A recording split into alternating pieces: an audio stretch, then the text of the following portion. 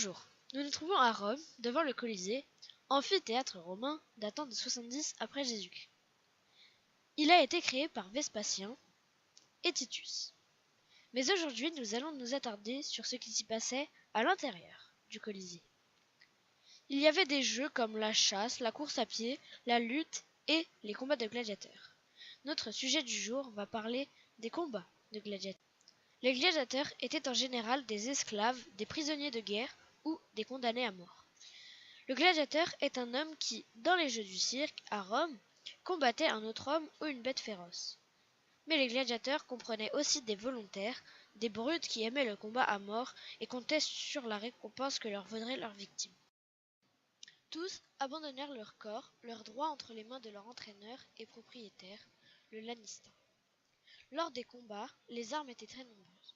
Il y avait le fouet, une épée à lame courbée ou à lame droite, le filet, des casques différents, des boucliers, l'arc avec ses flèches, le trident et la lance.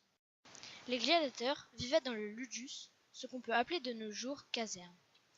Dès lors qu'ils avaient été vendus à leurs lannistes, propriétaires des lieux, ou qu'ils avaient rejoint de leur plein gré l'école, ils n'avaient plus d'autre domicile, et leur habitat consistait en une cellule individuelle ou pas pour toute la.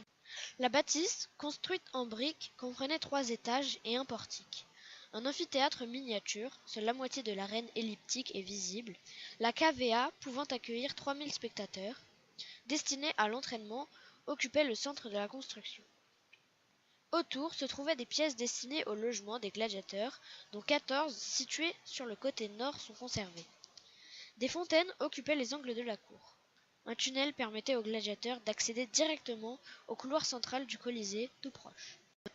Une histoire raconte que Spartacus était le gladiateur le plus célèbre de Rome.